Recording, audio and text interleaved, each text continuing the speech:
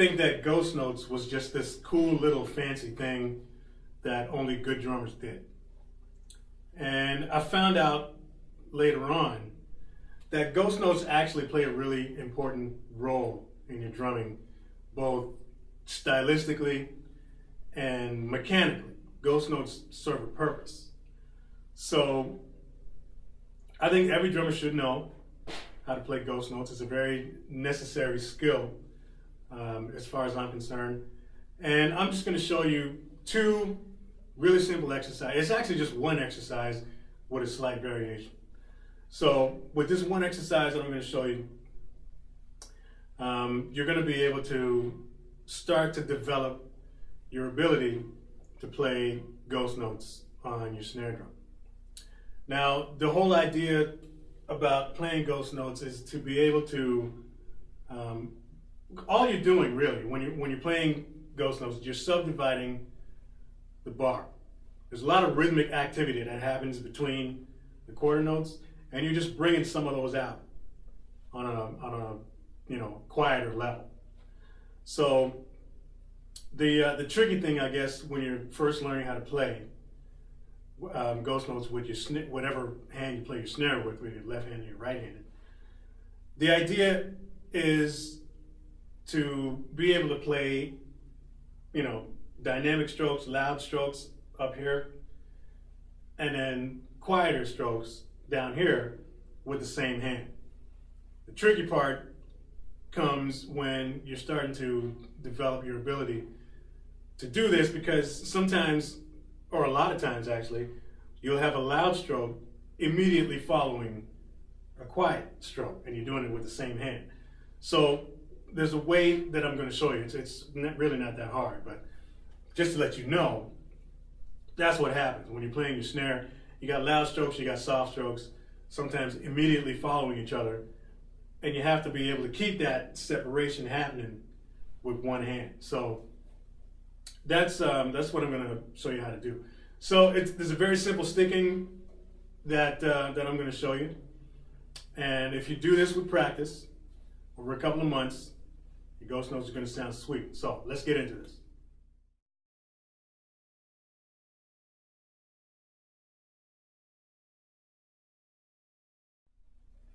All right, so there's a really simple sticking that I'm going to show you that will help you to develop these ghost notes.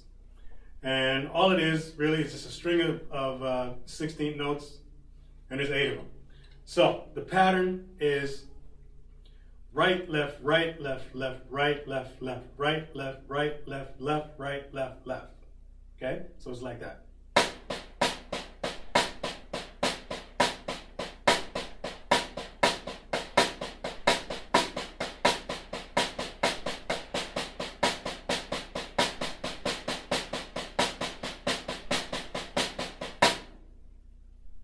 All right, so one thing that I sort of learned early on, when you're learning any kind of sticking pattern, especially when you start to apply to playing the drums, it always helps to have what I call a dominant hand. It's always a good idea, I think, to separate your hands and know what each one is doing. When you do that, you sort of develop a kind of rhythm, and you'll hear what each hand is doing. So if you have a dominant hand, you can sort of almost emphasize the pattern that you're playing with that dominant hand, in which in my case is my right hand. So, one way to do that is just to play the right hand on another source to hear what the pattern is. Then you'll get that pattern inside of your skull, and it actually makes it easier to play. When you're playing it all on one surface, all your notes kind of sound the same, and it just all sounds like, it might as well just be a single stroke with your eyes closed when you think of it that way. So I'm going to play the pattern again, but this time I'm going to play the right hand on another surface, and you'll hear what your actual rhythmic pattern is that you're playing. So it's like this.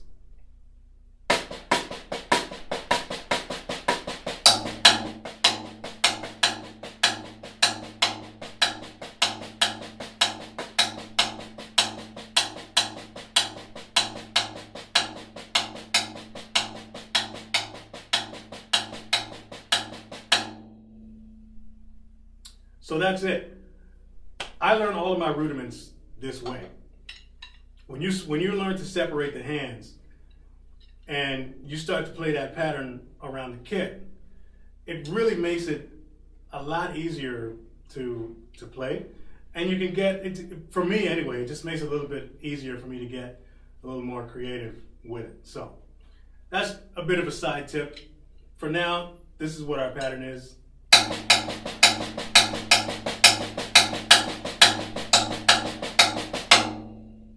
So now let's take this and start to construct this exercise for you.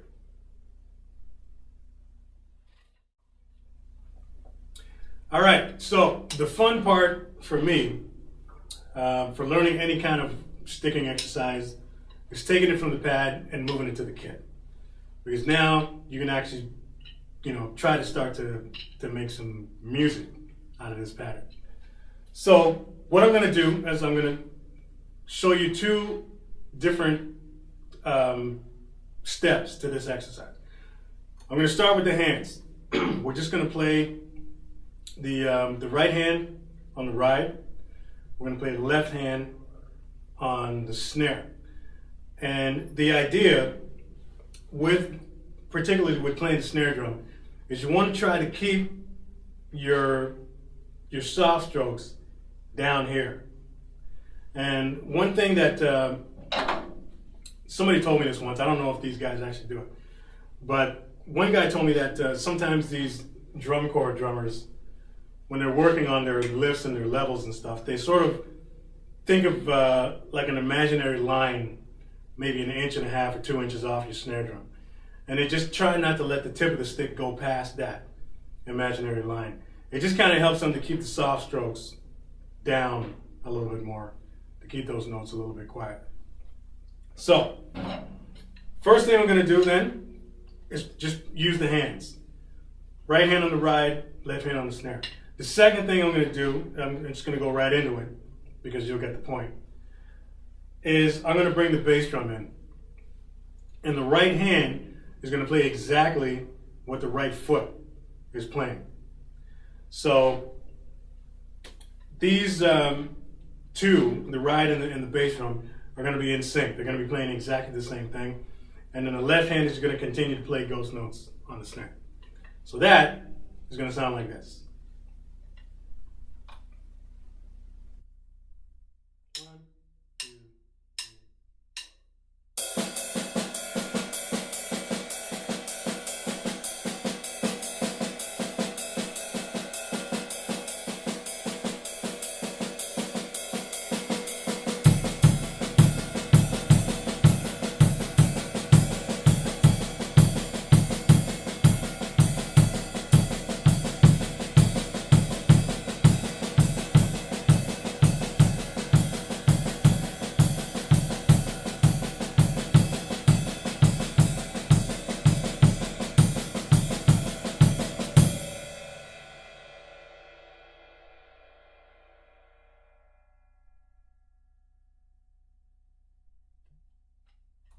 All right, so that's what that pattern is. Don't ever go past that point until you're comfortable doing it. There's no point in moving on beyond this until you're able to play that and have it sound smooth. The idea, of course, is to be able to work up to speed. And this is the part that's going to train your left hand and your right hand to play at two different dynamic levels.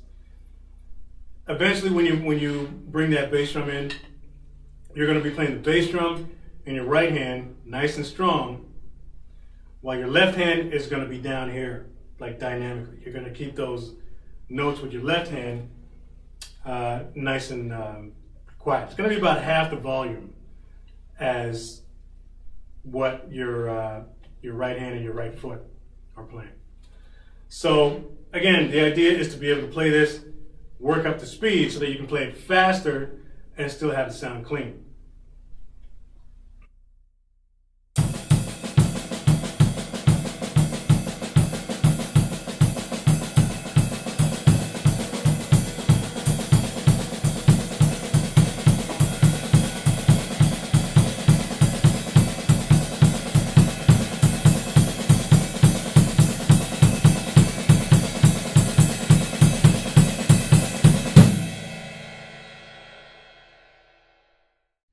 All right, so now that you got that down and you're able to play that nice and smooth, we'll back up the tempo a little bit, and we're going to move on to the next step. So this is going to be an exercise for the left hand. And what you're going to start to do is integrate a backbeat inside of this pattern that we're playing. So if we're counting 1, 2, 3, 4, you want to be able to hit that 2 and 4 and just add that backbeat and just turn it into a little bit of a groove. Now, the tricky thing about doing this, because when you're playing ghost notes on your snare, it typically involves playing loud strokes and soft strokes with one hand. And I guess the tricky part about that whole thing is that many times you'll have a really loud stroke immediately following a soft stroke, and you've got to be able to do that with one hand. Typically that is a pretty tricky thing to do, unless you're talking to me, because I'm going to show you exactly how to do it. So when I do this, when I'm playing ghost notes on the snare, and I didn't really think too much about how I was actually doing it until I stopped and analyzed what it was that I was doing. And I discovered that all it is a series of taps and snaps. That's it. So for the quieter notes, I'm just tapping them out using a little bit of finger and a little bit of wrist.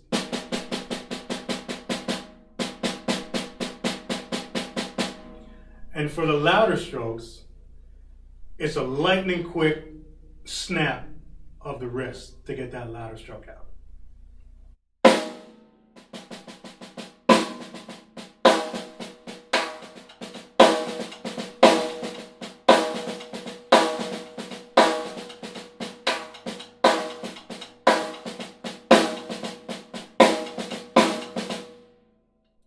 So that's all it is. It's just a really fast snap of the wrist. So you're tapping and you're snapping.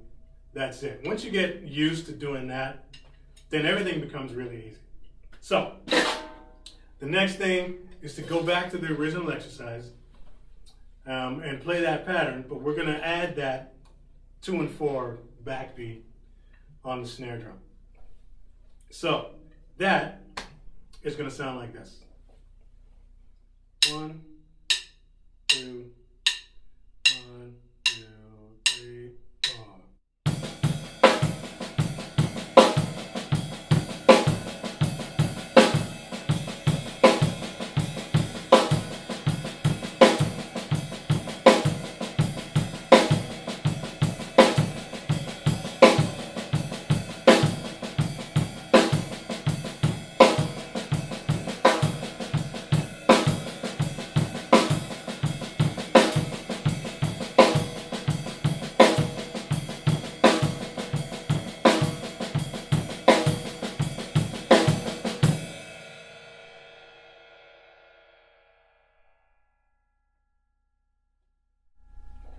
And then, of course, you want to be able to get that to the point where you can work it up to speed and just play just a moderate tempo type of groove using that same idea. When you start out slow, you're working out the mechanics. The muscles are kind of learning what they have to do to make that happen. That's why it's important to start out slow.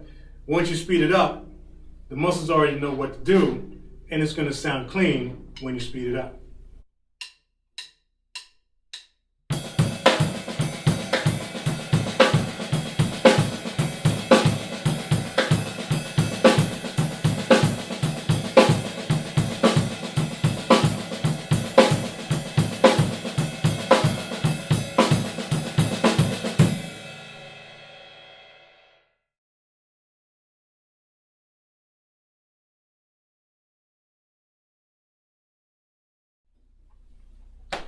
So, now that you got that far, that's great. The next thing that we're going to do, and this is a really important part of being able to just complete this exercise, because playing ghost notes also involves a certain level of coordination between your left hand and your right hand. You want to be able to separate the two so that one can do one thing and the other can do another thing and without having a problem. So this is more of a sort of an advanced step up to this exercise, and this is more of a somewhat of a coordination type exercise for your two hands, and I guess your right foot as well. And all that really involves is playing that same pattern again, but right now our right foot and our right hand are playing the exact same thing.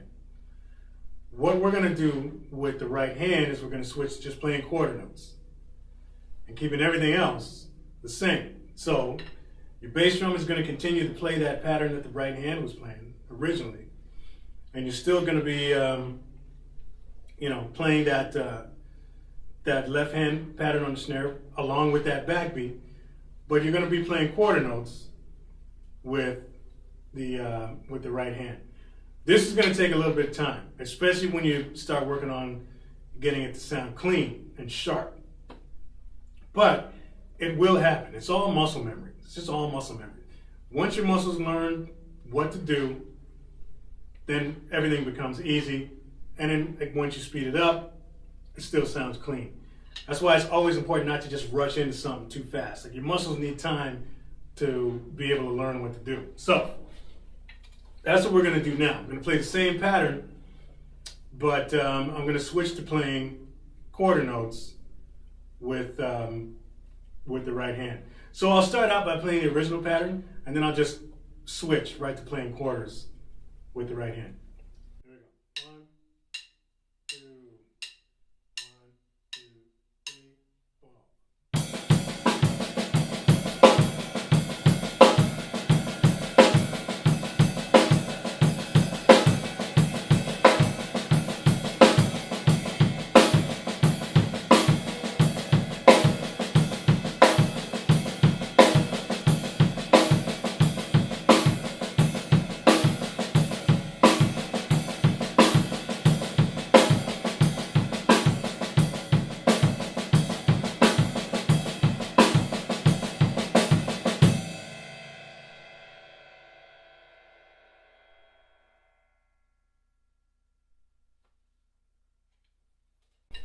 That is a really important part of this exercise, because once you get that separation happening between the left hand and the right hand and the right foot, then everything just becomes easier and a little more fluid to play. Because typically you wouldn't, unless you're trying to amp up a particular section of a song, you typically wouldn't be playing the right hand and the right foot, a pattern that busy, at the same time. It would just sound like it's too much. You want to be able to keep a pulse happening with the right hand when you're doing that kind of thing. So that right there is a really good and important variation of this exercise, is to be able to keep that pattern going while playing quarter notes on the ride. And then, as with everything else, you slowly start to work your speed up until you can play it faster and still have it sound clean.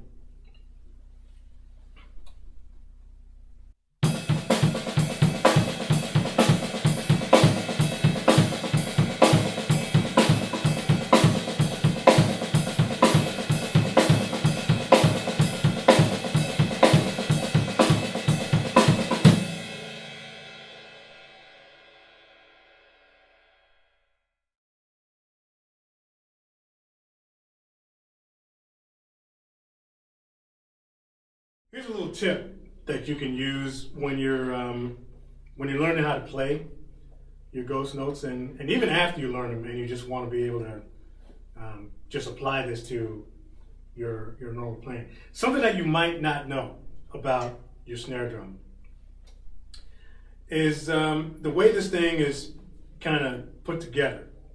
It just sort of happens this way, but your snare drum typically is the loudest at the very center of the drum. Directly over the snare wires is where you get the most volume out of your snare drum. The further you move towards the edge, the quieter it gets. So I can play like this.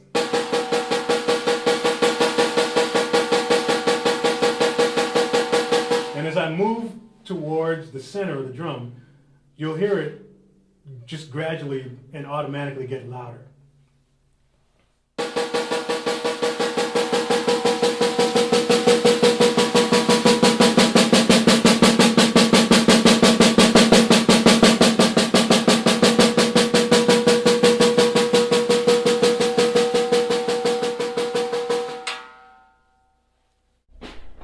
So, knowing this now, if you want to get even more separation when you're playing your ghost notes, just play the snare closer to the edge, and your ghost notes will become even quieter the further you get towards the edge. So that's something that you can, if you want to work that in while you're learning how to do this, it's cool because it's easier that way, because you don't necessarily have to try to control your volume so much if you're used to playing your drum right in the center. If you try to keep your ghost notes a little bit closer to the edge of the snare, they're automatically going to be a little bit quieter. So that's just a cool little tip to keep in mind, I guess, when you're learning how to play ghost notes on your snare.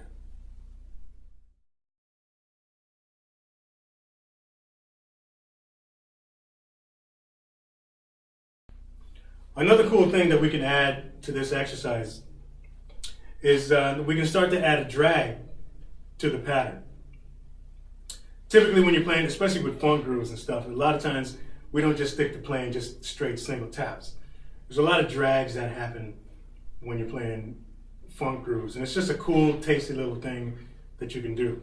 So the way to get used to doing this is actually really simple. All you're going to do is you're going to insert a drag before beats 1 and beats 3. You're going to play exactly the same pattern as we did before. And in this particular case, you want to start out again by playing the right hand and the right foot, keeping them synced. Play the same thing with those two. And just add a drag between beats 1 and beats 3. And that would sound like